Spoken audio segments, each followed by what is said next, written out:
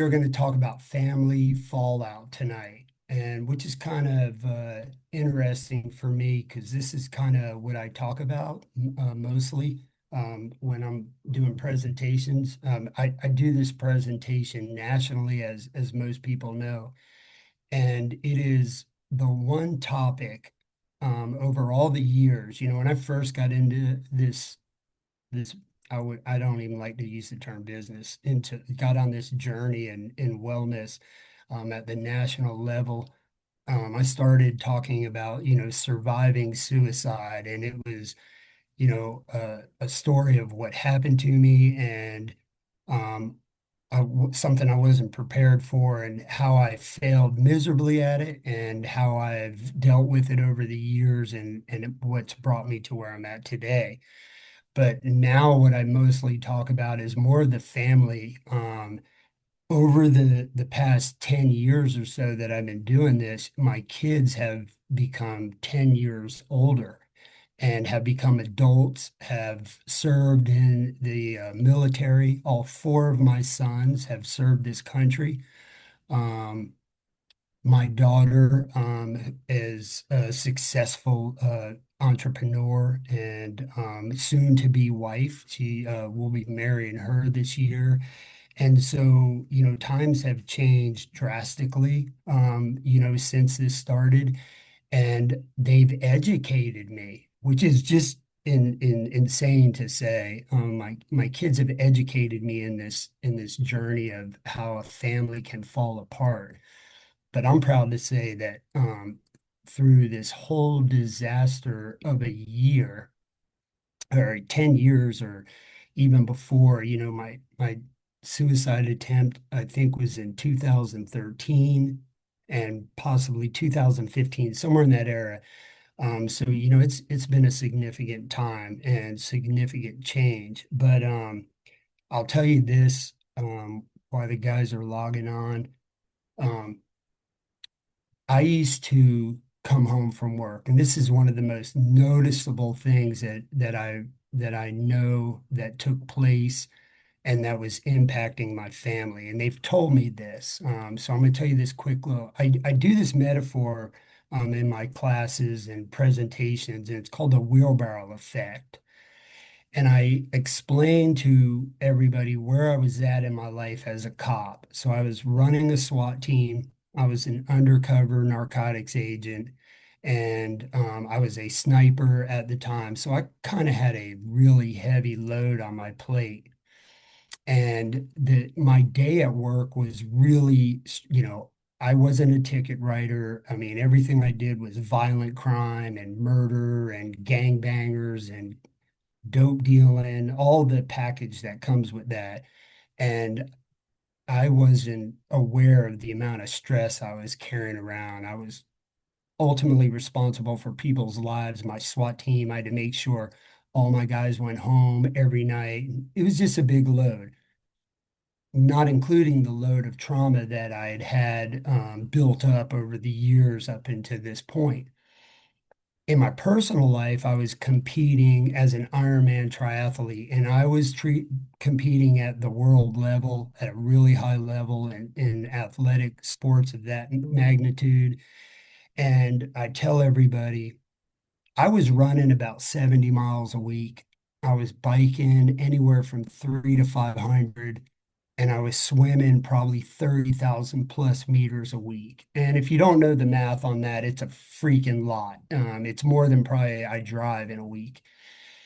And so physically, I was, top shape, in incredible shape. Physically, I could do all that stuff, but I would come home from work, and this is the marker that I have for this. I came home from work, and I had a wonderful personal life. I've got nothing to complain about. I had fancy cars, fancy house on the water. I lived on the beach. Life appeared that it was great. And I say that in not a look what I had. I'm painting a picture of what I had and what I really should have been happy for, and happy that I achieved, but it wasn't. I would come home and I would pull in the driveway, And I warn everybody of this, and this goes to any career. For my career, it was just law enforcement, but it doesn't matter if you're a teacher or a nurse or a therapist, whatever. This goes the same. And I would be so tired coming home mentally and physically. I would pull in the driveway, and I remember as soon as I pulled in the driveway and put in park, I would look up at the house and I would go, take a deep breath. And usually I would say, oh, fuck, I got to go in there and deal with this shit now. That's what I would say every day when I would come home to my cell. And about that time, my kids would come running out of the house. Man, I don't remember a lot, but I remember my kids come running out of the house. My sons, they were so excited that their dad was home. And I was a single dad for many years too at the time. And um, they would come running out, Dad, let's go in the boat, let's go play, let's go surfing, whatever it was that they wanted to do. Their hero was home. I know this because they tell me now as adults. And I wouldn't even be able to get out of the car before they were all over the cop car. And I would roll the window down and I would look out the window of the car and I'd say, no, son, go play in your room. I'm too tired. I was so mentally drained from the trauma that I was carrying and the stress of my job that I would push my kids away. If I put them in their room, they were safe. They weren't burning the house down. Having four sons is radical if you're not familiar. And so I would always put them in their little, lack of better terms, cage and get myself just more time to try to gather my thoughts and to just catch my breath. And I would just push them away. And I did this for a really long time. And so I ended there. I tell this story too. My oldest son, it's really hard for me to tell this story, so bear with me.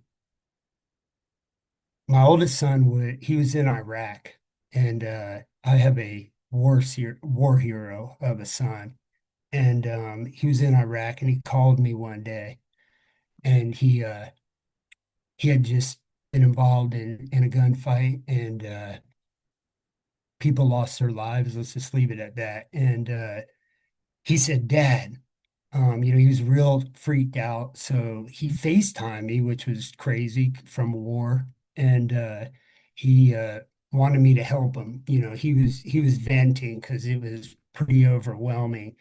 And he says to me this, he goes, Dad, I finally get it. And I said, What, son? What's that? Because I'm really concerned about him and I'm super excited that he's still alive. And I had missed him. He'd been gone for many years. And he said, I finally get it, Dad. I finally understand. And I said, What are you talking about, son? And he said, I finally understand why you came home from work the way you did.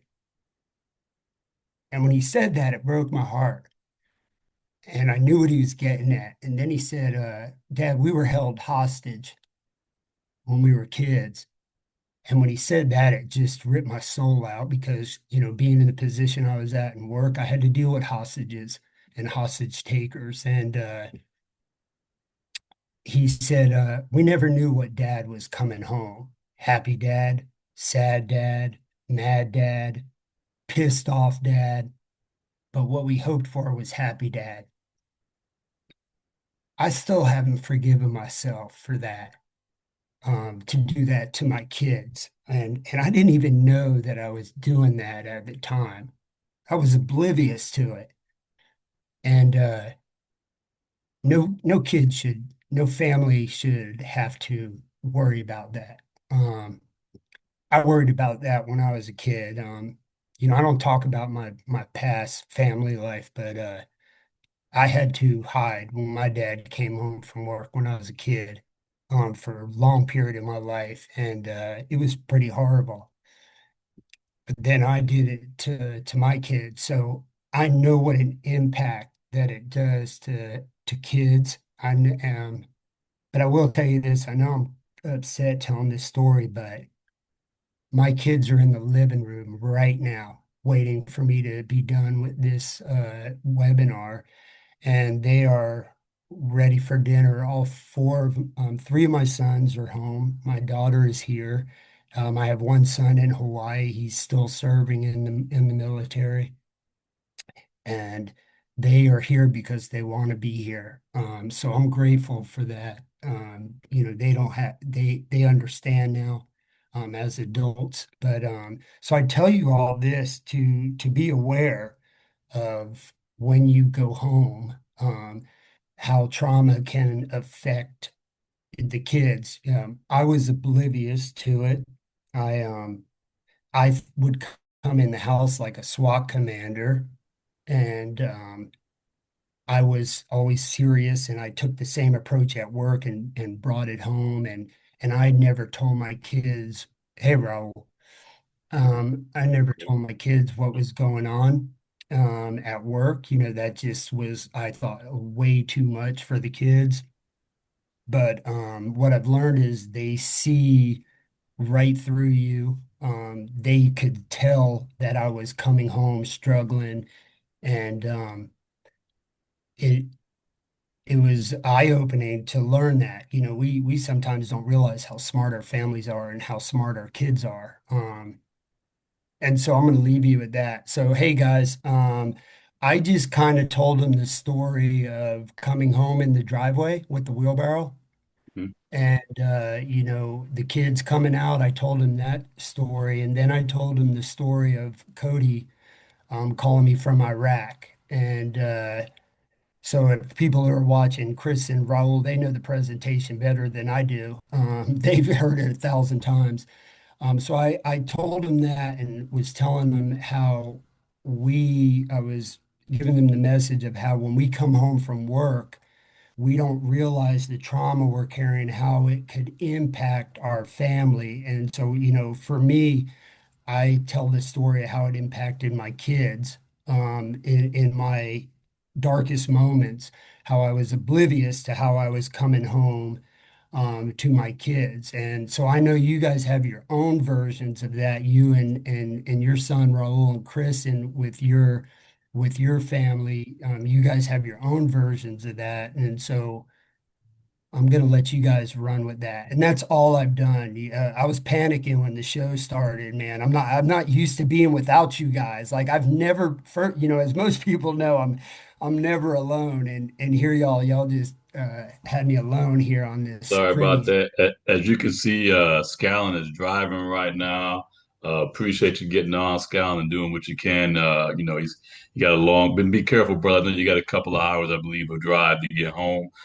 Same thing with me. I mean, I literally was doing 100 on the highway trying to get back home in time. So apologize for being late, especially on what I believe is just a truly important show.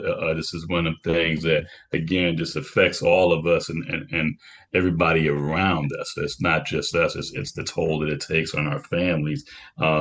And uh, I'm just going to jump right in. I'll give you a little bit of my deal was, you know, when things started kind of going bad for me, and of course I wasn't realizing it, but looking back and after a bunch of work, I was one of those people that you know I get home and when I had a bad day, everybody knew to leave me alone.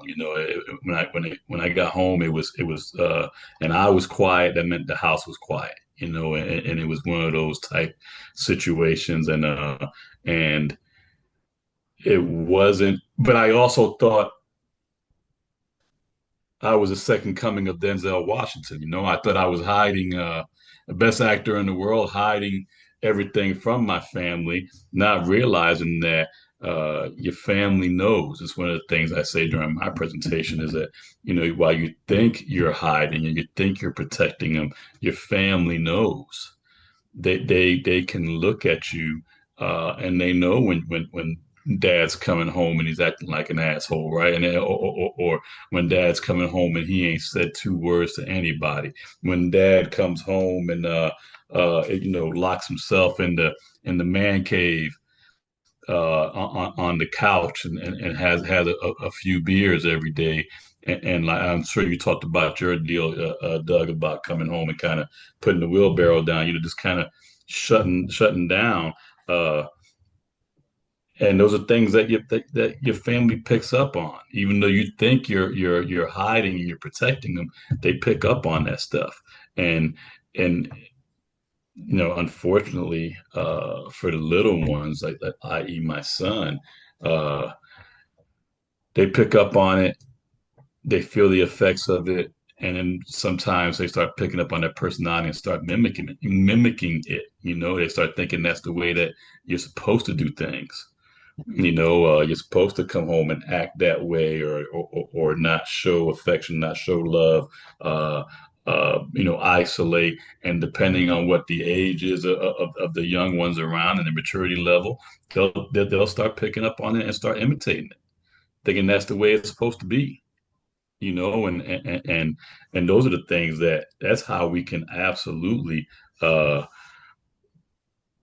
traumatize our family in small ways, the little micro tears into the family fabric because we're not dealing with our stuff and we're bringing it home, and we think that we're sheltering them by not, talking about it, dealing with it, and kind of isolating, but we're not. We're just tearing at the micro, making little microfiber tears. So, Chris, man, what you got going on, my brother? You're on mute right now. Oh, now All you right. done turn the camera off. There you go. Am I good? Yeah, you're good now. You're good. All right. Yeah. Yeah. Sorry. I'm coming from a PCIS, so it was like a almost like a 4 hour drive. So I'm Oh, in the middle of it. I'm all good. I'm all good. It was nothing but cops. So everybody on the road is a cop now. So we're good. right. We're good. Yeah. No, man. Listen, Doug nailed it. You nailed it. Um, the bottom line is a lot of us that we're going through what we're going through and when we're doing what we're doing with our jobs, and work and everything like that. When we start getting overwhelmed, we go into crisis. And when we go into crisis, and I'll be fair, when we go into crisis, we tend to handle it like we enjoy that kind of chaos that we were talking about a couple shows ago. The problem is when we get overwhelmed, we don't see past us. It's the me show. And we don't see how badly we're affecting, how poorly we're communicating with our families and our friends and everything like that. And we actually interact with strangers better than we do our loved ones. So it's so important. And you show me a cop that's dedicated, super awesome at his job, and I'll show you a cop that probably has, if not already figured out how to do it, but had problems with his family and communicating and getting shit straight. And that's what it comes down to. And listen, it's not something you can listen to a podcast or you can do something, be like, all right, I get it. I need to listen to my family. You have to practice every single day and communicate. Be like, hey, this is what I'm feeling now. And sometimes you want to talk. Sometimes they want to listen. Sometimes they just want to talk and have you listen. And sometimes you both can just sit in silence. And I talk about this a lot, that ministry of presence. You don't have to say shit sometimes, but maybe just be present for each other and not on the phone or not, you know, watching a show or just kind of preoccupying yourself while you're supposed to be engaging with your loved one. So I like, to me, it's like, I think it's a killer.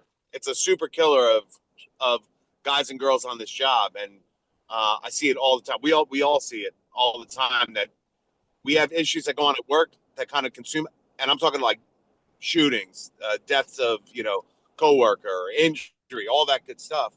But that's just one side of us. We're not our job. We're not. That's not all we are. We're that. Plus, we're also moms, dads, brothers, cousins, sisters, all that good stuff. So you got to practice. You got to keep at it, and you got to keep doing it. I will tell you, hands down, when I think of what proper communication, proper discourse, like, by the way, when I say proper, I don't mean like everything's fucking roses. I mean, you have ups, you have downs, but how you navigate that. The number one example I always look at or I always think of is Doug and Karen. I think of that. I think of that model. Karen, because obviously she's Latina, she will stab Doug. That there's no question. Something bad will happen eventually. But she checks him, and Doug's been, and I don't know if Doug realized it, but Doug, since I first met Doug, has become an amazing communicator with Karen on like, hey, this is what I'm feeling, or this is how I'm feeling, and even with us, just like, hey, I'm not doing good today, or I'm doing good today, or hey, how are you doing? And so when I think of stuff, I look at role models and I look at examples as opposed to just, hey, I read this to do, or I listened to Raul, this is what to do, or listen to Doug. I look at what Raul does with his family. I, and that's another thing. Like when Raul, one of the greatest things that I remember seeing was you on vacation with your family. Like I remember thinking like, man, he's connecting, he's engaging with them. And then I flip over and I see Doug on a boat off the British Virgin Islands with, with Karen and a couple other folk. That's what it's about. If you want to work hard, and I know, Doug and Raul, they work hard. You're allowed to play hard. And play hard means super engagement, super, paying attention. So I don't know. Those are my thoughts on it, and how I keep myself centered. I don't know all the answers, but I like to look at people who are working it out successfully, and Yeah, I but kind of I think the operative thing is working it out. Like it's work like everything else, right? And I always tell people, you make time and you work at the shit that you believe is important. And I think we all take our families to be important. So take the time to work at it. And it's not just do some work now. It's a consistent work, a constant work. You gotta keep at it, and because and the reverse is true. If you don't work at it, uh, eventually you'll get to where you're isolating, and your kids are kind of feeling the pressure and the stress of it, and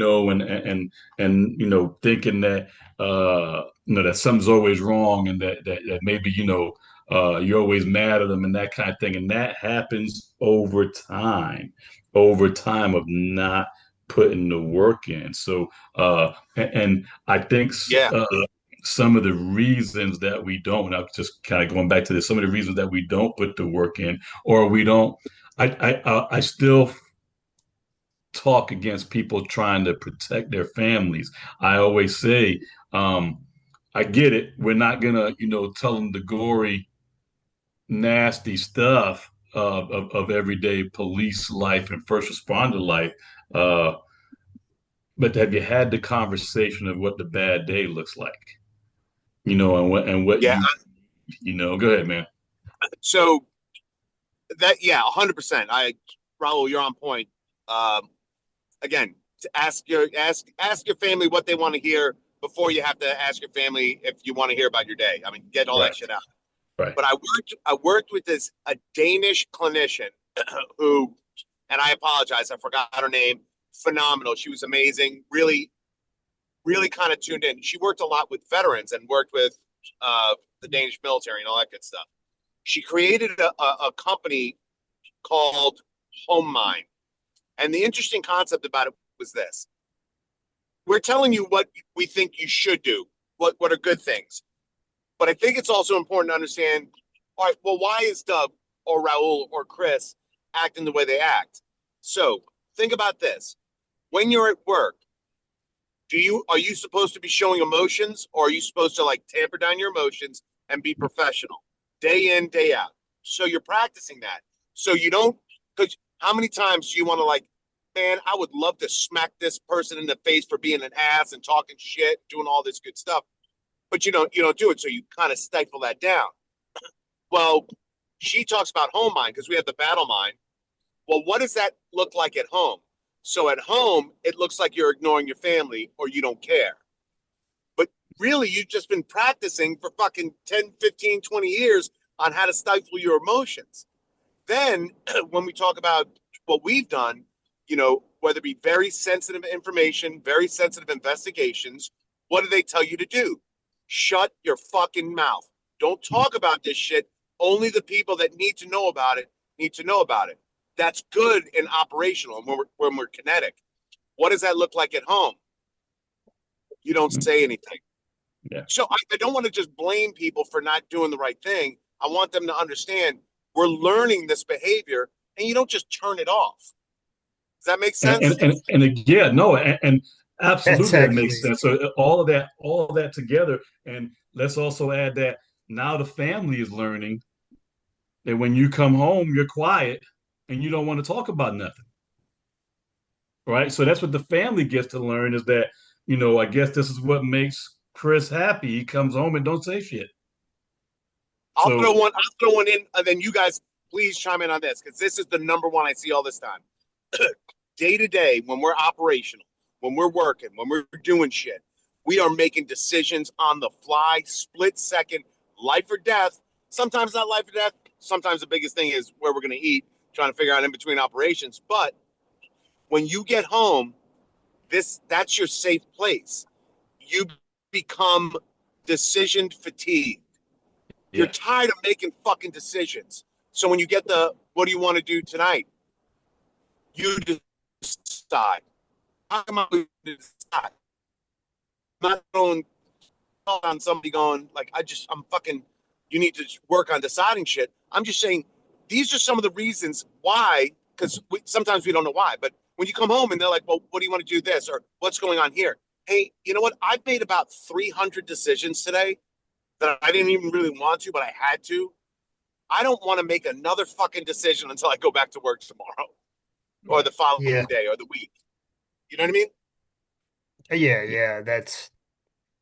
I always use the analogy of like it's a red flag when you come home from work, and I used to do this with Karen, and Karen be, how she just wants to please me and please the world. She'd be like, "Hey babe, what do you want for dinner?" And I to myself, so I didn't get stabbed by a pissed off freaking Panamanian. I um I would just say, "Man, are you fucking kidding me? Like, you really gonna ask me what I want to eat? I just handled a whole nightmare SWAT call out, and now I got to make that decision." Um, I think we all go through that in some way, shape, or form, and it probably happens to anybody who comes home from a long day. yeah, and yeah, I just again, and that just gets to be a learned behavior because it's just just a lack of communication, any communication, never mind meaningful, just any kind of communication, and then so what's the spouse to do? I mean, what do they do when you don't want to make any decisions when you come home? They start making all decisions, and then the only time they hear from you is when they make the bad decision. Now you're pissed off at each other, but that spouse didn't know what to do because you ain't giving no information because you're coming home and so that's a real bad vicious cycle, man. So and that's what can happen, and how we can kind of just really mess up the family dynamic if we're not careful. Again, and it takes time to get there, but go ahead, Doug. You got something to say? Sorry. No, I didn't want Chris to forget, or I didn't want to forget. Chris always uses that analogy also with the burn on the hand and how to come home. Yeah, What is yeah. it? Chris, if Like you, so, like yeah, yeah. So like if you take your hand and you put it into boiling oil and it burns your hand, but you only treat the palm, you haven't fixed your hand. So a lot of times with first responders and vets, we help them, and obviously that's what we do. We love helping our vets and first responders, but that's only half of the equation. If you're not helping the spouse, and that's why I love the PCIS that we just did, and I know Doug and Raul, you guys do them down in Florida. It's for the first responder and the spouse and or partner, right? So it's there's something to be said for, and I say this all the time, and I kind of mention this when a spouse is with somebody who's a veteran and they're deployed and in the military for years and years. At milestones, the spouses also receive acknowledgement, like an award for being supporting the service member at home and taking sacrificing while he or she has to be deployed and all this good stuff, right?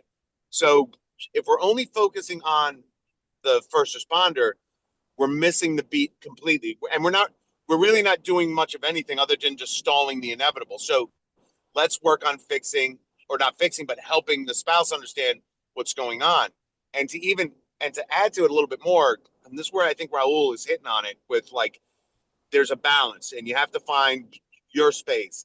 Sometimes we come home and you know the person that you work for that works for you that you're like, this guy is an absolute fucking idiot.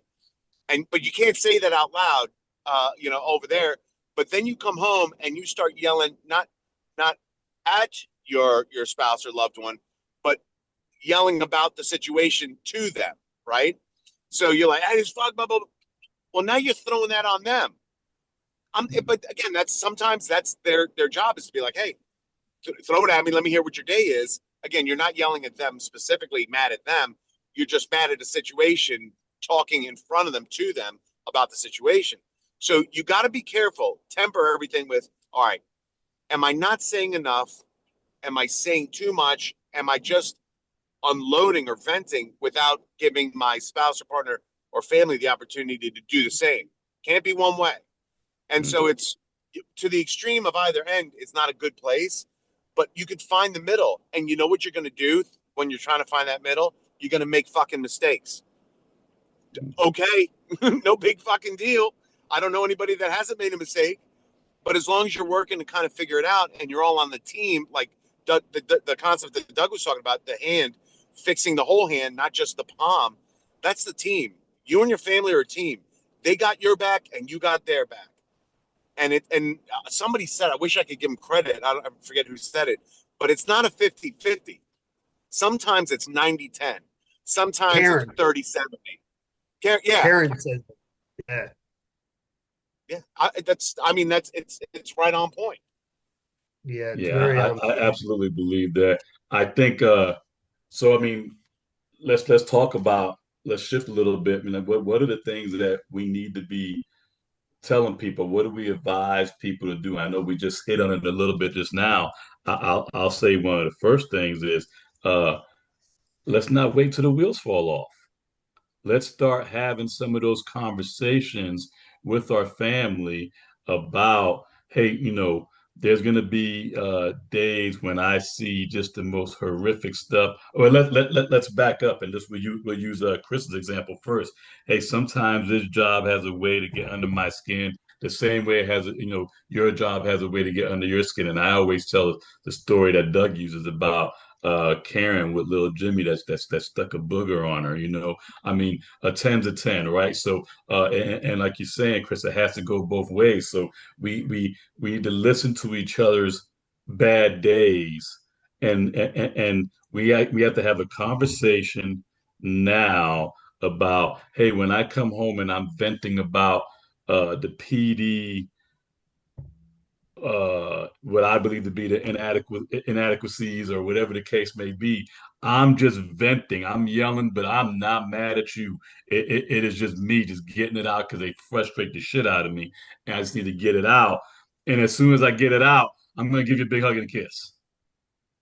I might even squeeze your butt a little bit. I'm talking to you, Chris. I'm talking to you. Yeah, So, I'm aware. I'm done. but I'm Yeah, down for that too. Can I let yeah. me, Raul, Mhm. while you're talking about Yeah. that, let me add something to that I learned. You're the only one that knows this, I think. I met a young police officer who we were talking about coming home. We were talking about this very same thing, and it was one of the things we were doing, and she told me that she gets out of her uniform before she goes home. And this ended up becoming something really important that I never thought about. She said so that when she came home, her loved ones saw her as mom and not as officer mom. And she didn't walk in the front door with a gun on her. She wanted to walk in as just mom. And what came of that was sometimes when we go home, and I can only speak to police officers to this, as a police officer, sometimes, we came home, most of us three guys, most of us, we were in plain clothes. But when we would come home as tactical guys, right? Gun on our chest and a tack vest and looking like we just came home from Beirut, when you come in the door and you all of a sudden are angry and might start venting, be aware of having that gear on because it's intimidating to other people. We're oblivious to it, but your kids could be in the house. And this came to fruition. Man, you're coming in the house and you start barking at the kids or barking at the spouse, you got a gun on you. And to you, that's just your everyday makeup. But to them, they're on the other side of it, and it can be intimidating to them and scary. And that can also cause them to react differently and cause them to respond in a negative way or an upsetting way, or they might just push you away because they're kind of scared. So I definitely want that in the conversation. That brings up this. I heard this really cool transition that this lady does. Where the hell was I? Any case, um, she would go out her garage door and has her uniform. She'll carry uniform stuff out there, and she'll get dressed in the garage, get in the car, go to work. Comes back home, gets out of the car, gets undressed out of her uniform into some regular clothes. And she said that's her transition. She said, Yeah, "I that's pretty cool. when I leave this house, I'm wife and mom, and when I get in the garage, that I begin my transition into police. And when I come back, before I come back into this door, I'm back to being wife and mom, and the police is out in the garage." And I just thought that was like, and that was her way, that was her thing, to make sure it kind of kept her grounded. And I just thought it was so cool. I mean, it's a really That's really cool cool. transition, you know. Go That's a ahead, Chris. prep and that's a prep and then a decon station. So Yeah, it's a prep to absolutely. go in, and then it's a decon before you go into the house. And by the way, and this used to piss me off all the time. And speaking directly to that, we would get. How many houses did you go into that you were like, I can't even believe I should be getting like fucking tetanus shots for just walking and breathing the air?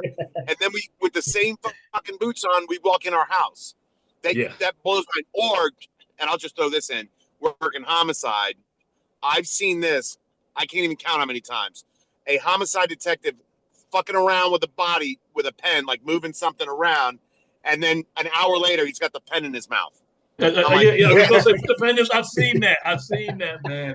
it's like you got to be Oh, shitting me, guys. But yeah, yeah, yeah, that's right on point. I love that, and yeah, it's just that's all that is just being present and acknowledging a shift. But I don't want people to think that if I take that, I think that's a good reason to do it, because again, the intimidation, but also like changing your whole mindset. And you know where I saw that the most? When I came with my canine and took that vest off, he was a different dog. yeah. Before we went to work and I put his vest on, hey, it's showtime. We are playing the game. Get ready. He was a different animal. He was a Hmm. different mindset, different personality. And I like that. But I don't want us thinking that because I take that off, I have now shed all the problems of the job, or because I'm putting it on, I've left all my problems from home at home. That's a bullshit. Like, we don't have that switch. What happens at home, we bring to work. But I think again, that's kind of those are like the nuances to this. We do we don't want to bring too much home, or we want to do this, or we want to. The best thing to do, and this is going to sound crazy because it's so simple. Ask, what do you want to hear? Or this is the tough one for us. What am I doing, or what is it about me coming home or doing whatever with the job that you don't like? Now, when you ask that question, you can't be an asshole and be mad when they answer it. You know what I Yeah, mean? yeah, You yeah. can be like, hey, listen, fair play. What don't you like? You know what? Well, I don't like when you come home and you immediately just go right here. Why you got to be on my case? Like, we don't want that to happen, Right. right? So those like that. So just ask, but you got to suck it up. Don't ask for what the problem is, and then get mad when they tell you what the problem is. Yeah, you can't get angry about the honest conversation because yeah, absolutely. And that's the operative word. We got to be honest about it, right? You got to go ahead and put it out there. Chris, really quick, Mick. I know we're coming up for time, but somebody asked, there's the Danish clinician, and you called it home. What was the name of the organization? Home Mind, No, Home. yeah, and again, this is like 10, 15 years ago, but the concept was. um, we do battle mind. We prepare for battle. We do training. We get a mindset. Before we go, I guarantee you guys did this. There was a tactical breath when you were in the back of a van or a raid van, or we're getting ready to breach a door. We have our game mind set up. And I'm in some of the conversations used to be like, hey, be mindful, kids in this location, waist up, waist up. We would constantly like prepare ourselves going into a house, going into a house. She said we should focus just as much energy into going home. And she called it home mind, like the home mind. All right. And did you mention you said Dana's clinician, but did you mention what the organization was? I'm not sure. Did you remember She that? called it. Somebody was She called it home mind. Like her. that I okay. think the company Okay. was home mind. Yeah, Okay. Good deal. yeah. Good deal. She was Appreciate like it. a Yeah, 12-foot tall, blonde, and blue-eyed lady. All right. that's all he Dana. remembers. That's all he Yeah, remembers was that Dana's tall blonde. Kind of like reminds you of Jill. yeah, exactly, So dude. I was going to say, I think it kind of, this is a general statement, but it's right on point for what you're saying. Um, you find a way to let your family in a little bit, and whatever that, and it's going to be different for everybody. You can't sit here and listen to Chris, and how Chris did it and how Doug did it and how I did it and how we do it. It's going to be different for every person because we all have different partners in our lives with different experiences, right? So, and we talk about that. Chris has a spouse that was a cop for as long as he was, right? So there's probably different conversations that they can have with each other that Doug's not going to have with his spouse, who is a teacher to little 5 and 6 year old kids. I mean, Doug's trying to talk to him the same way that Chris would talk to his wife about throat punching somebody. Is not going to go over well because she can't throat punch a 6 year old unless she writes her. Unless She she, does. She does. She does. She does talk to Doug like a 5-year-old, so that's all right. well, yeah, she talks to Doug like a 5 year old, right? But yeah, he can't tell her to Yeah. do. He can't talk to her about all the stuff he did at the job, and she's just not really gonna relate to Yeah, some of that. And when he You tells her, just throat punch little 6 year old that flicked the booger on you, it's not gonna work. you guys are cracking on me, and that's the truth. She does talk to me like I'm a 5-year-old, but she also does the same to you guys. So Yes, she does. Yes, she that's does. the teacher hundred in it. You percent. can't do right, but That's you're Hundred you're percent. absolutely right. Karen's very sensitive and to that type of talk. She didn't grow up with it. She wasn't in that kind of environment in her career. But we And I come, learned her. She's used to it now. We learned her good. yeah, She's used yeah, to it now. yeah. As Kevin Hart says, you're gonna learn today. You're gonna And learn today. So, but look at our dynamics. You come from a Latin family. Chris comes from a Latin family. I come from an Italian family. We all come from families that are very loud and aggressive and hand motions when they speak on a good day. And Yeah. so you got to be mindful of that as well, when you approach that coming home conversation. Yeah.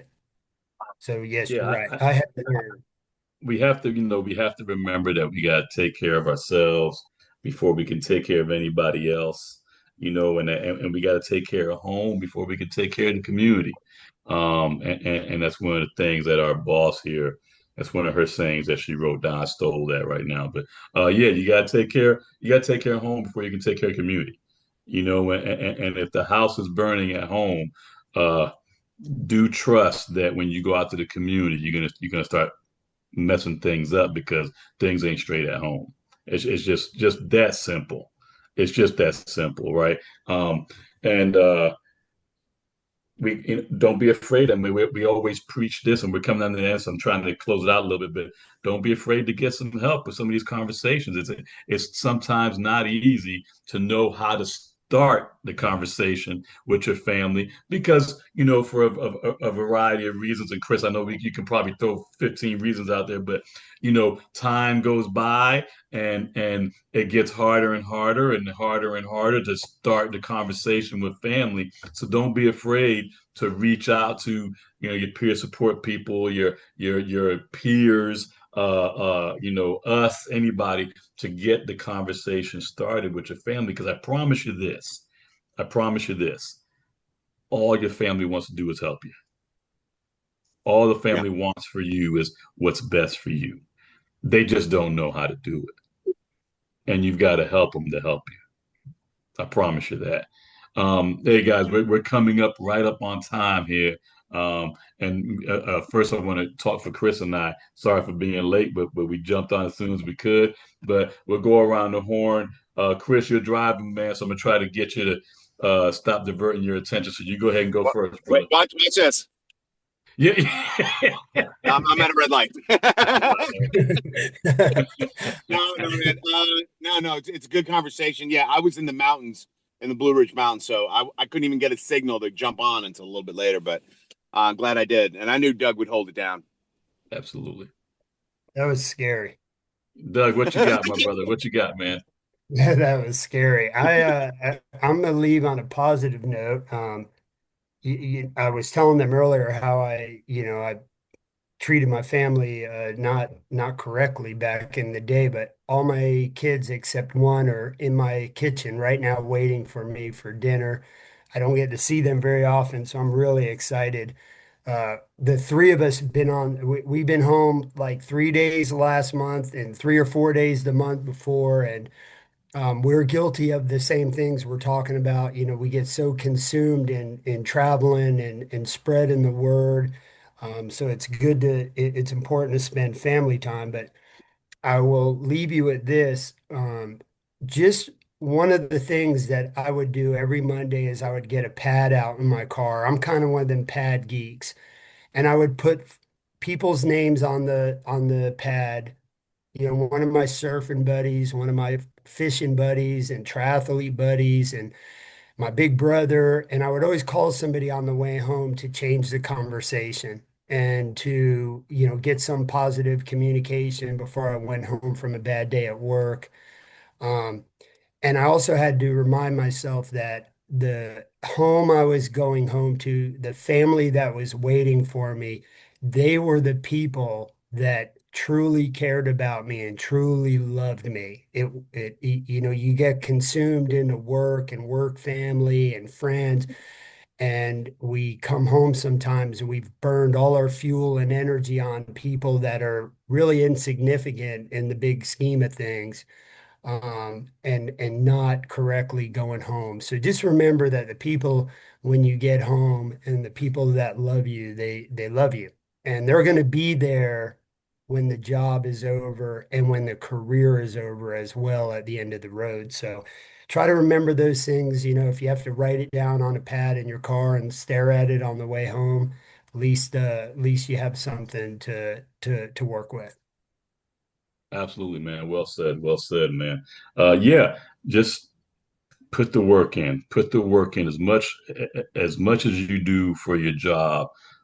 Put the same amount of work into communicating with your family and making sure that you all have what you need to communicate it as effectively as you can. It's going to be so important that you do that early and you do it often, you do it consistently for the rest of your life. This is not a hey, I'm going to communicate this year and we should be good for the next 25. That's not gonna yeah, you got to put the work in. You got to continually keep talking to your partner. So this isn't a one and done thing. And with that, like we always say, first of all, I want to say thank you for Marky for holding us down. Marky, you are the best. Just doing your thing, keeping it straight, and Doug, just dude, you're not the first 20 minutes out on your own like a rock star, bro. Marky was over here praising you on the text, so I appreciate you doing that, man. Chris, thanks for driving through the Blue Ridge Mountains like NASCAR, getting it, down there as soon as you could for us, man. Appreciate that. And to everybody that watched us tonight, and anybody that may watch us on replay, if you or anybody going through any kind of struggles and need some help, reach out to us. It'll be in the credits here at the end of the show. We will get back with you. We will help you. We'll find whatever you need. So with that, thank you guys. Appreciate you. Peace.